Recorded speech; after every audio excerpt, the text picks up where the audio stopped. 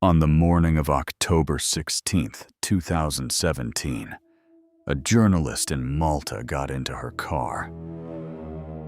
She had spent the previous year investigating the country's prime minister. She had found evidence of offshore accounts, shell companies, money flowing from the government to places it was never supposed to go. She had published everything she found on her personal blog. She had received death threats. She had reported them to the police.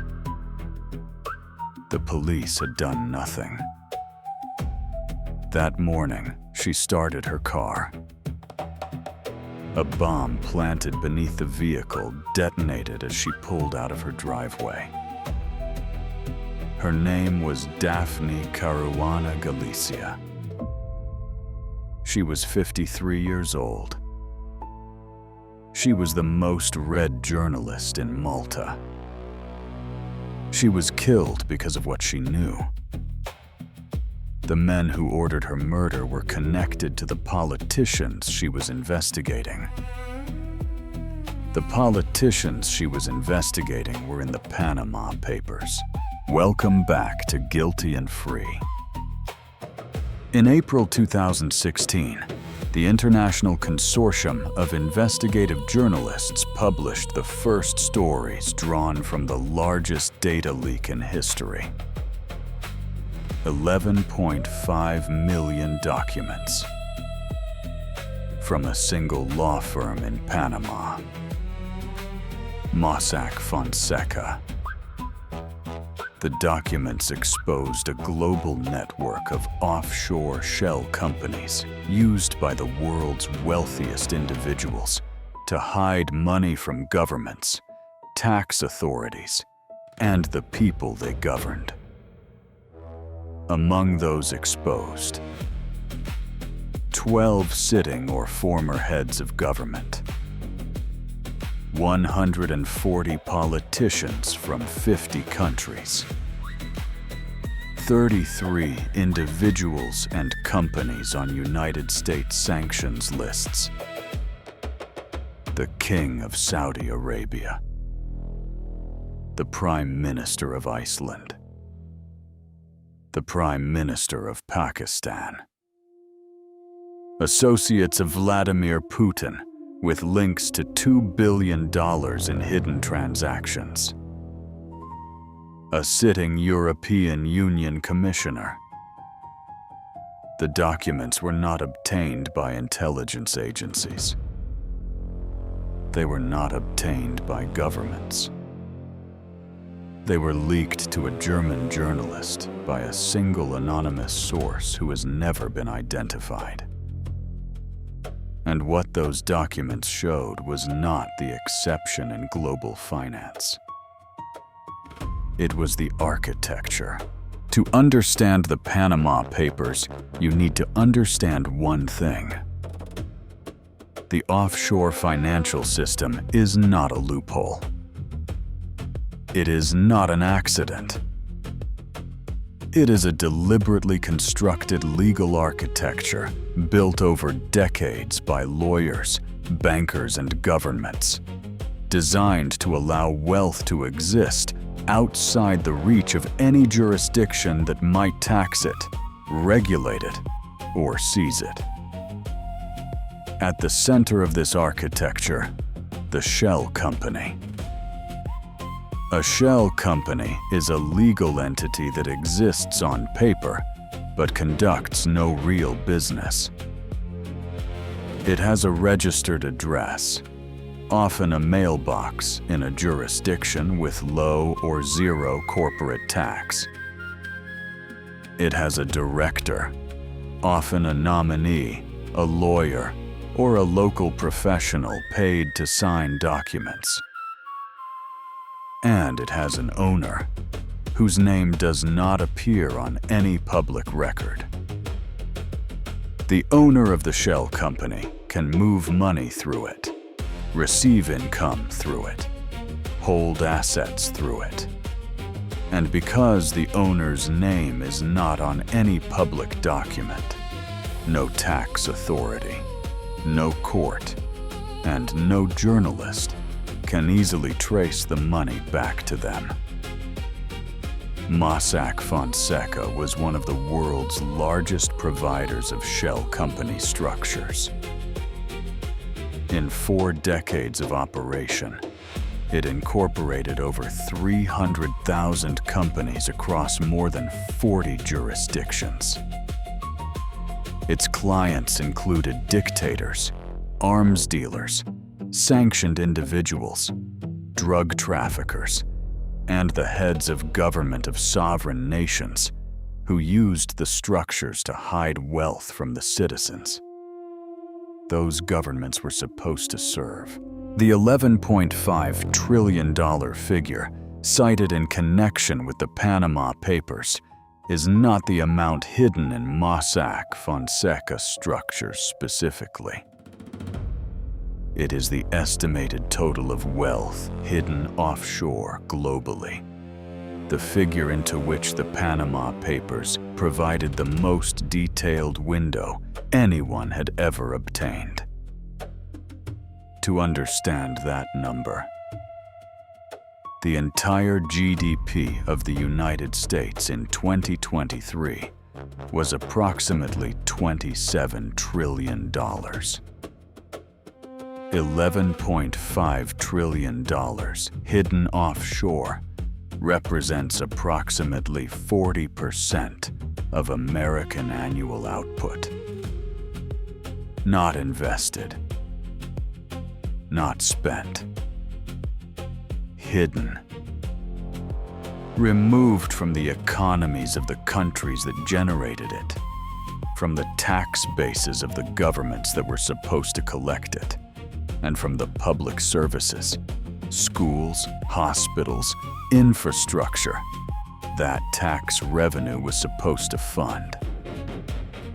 The economists Gabriel Zucman estimated that approximately 10% of global GDP is held in offshore financial centers at any given time. 10% of everything the world produces every year sitting in accounts designed to ensure that the people who produced it bear no obligation to the societies that made it possible. The Panama Papers did not reveal a scandal. They revealed a system. Here are some of the specific individuals mired in the Panama Papers. Sigmundur David Gunnlaugsson.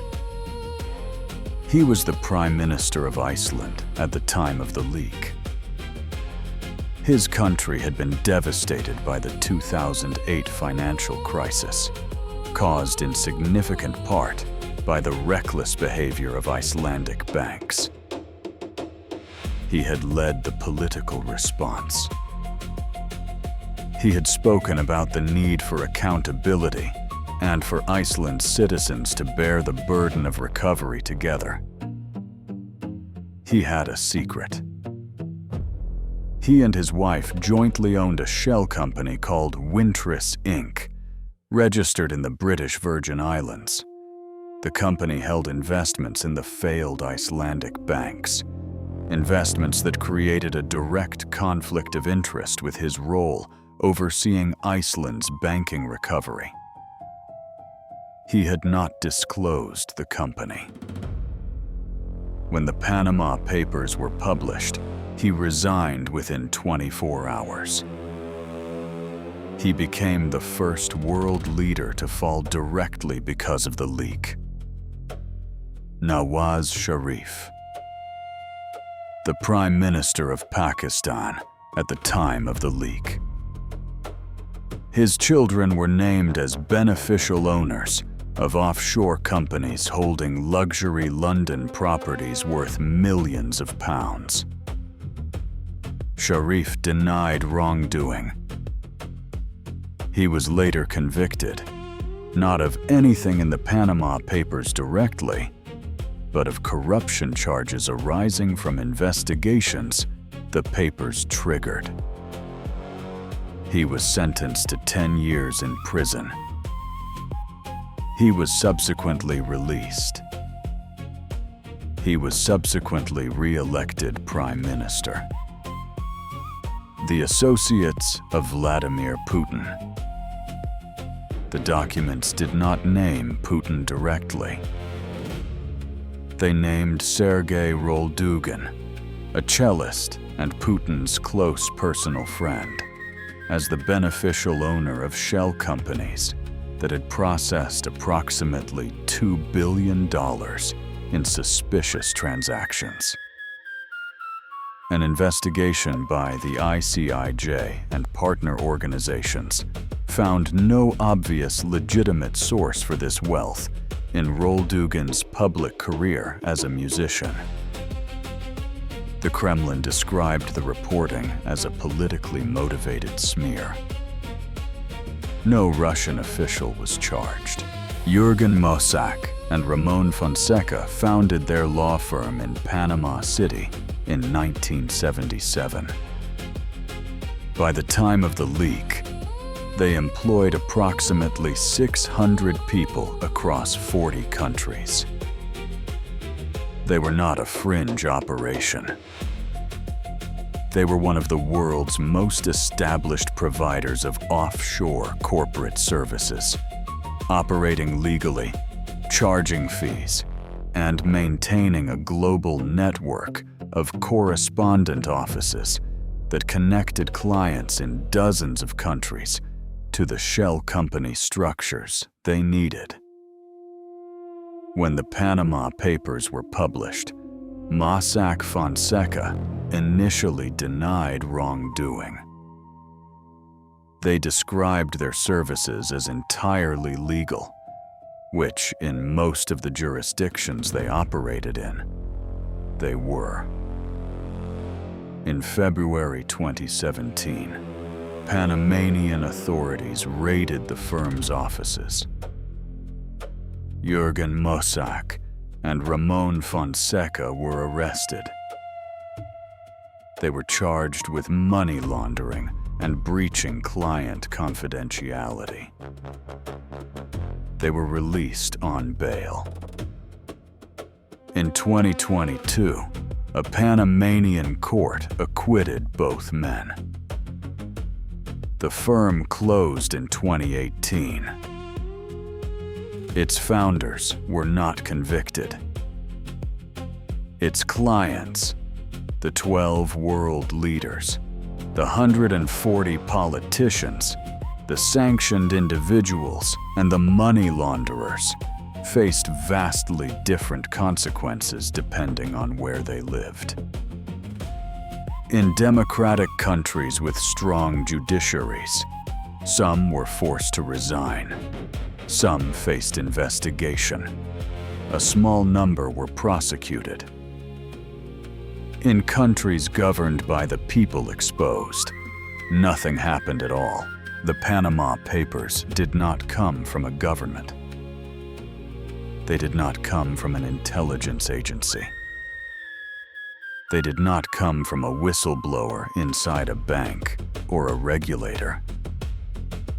They came from a single anonymous individual who, in late 2014, contacted a German journalist named Bastian Obermeier at Süddeutsche Zeitung with a message that simply said, "Hello, I want to share data with you. How secure is your communication?" What followed was a transfer of data on a scale journalism had never encountered. 11.5 million documents, 2.6 terabytes of information. The largest data leak in history at that time. Obermeier and his colleague Friedrich Obermeier spent months verifying the documents, then brought in the International Consortium of Investigative Journalists, a network of more than 370 journalists in over 70 countries. They worked for a year before publishing. The source has never been identified. They gave a single statement through the ICIJ, which contained one line that belongs in the permanent record of what journalism can do. I want to make these crimes public. Daphne Caruana, Galizia, was not a staff journalist at a major newspaper. She ran a blog. Running out of democracy, and her primary outlet, Running Commentary, were read by more people in Malta than any newspaper in the country. She had spent years investigating corruption in Malta's government, specifically connections between the Prime Minister Joseph Muscat, his Chief of Staff Keith Schembri, and offshore accounts in Panama. The Panama Papers gave her names. She had already known the accounts existed. Now she had the structure. She published. The Prime Minister called her the greatest liar in Malta's history. She received hundreds of death threats. She went to the police. The police did not act. On October 16, 2017, she was killed by a car bomb detonated remotely as she left her home. 3 men were convicted of planting the bomb. They did not act alone. In 2021, a businessman named Jorgen Fenech was charged with commissioning the murder.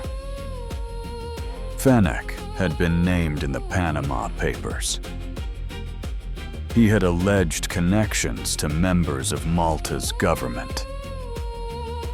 The murder inquiry implicated and ultimately ended the careers of the Prime Minister, his Chief of Staff, and other senior members of the Maltese government.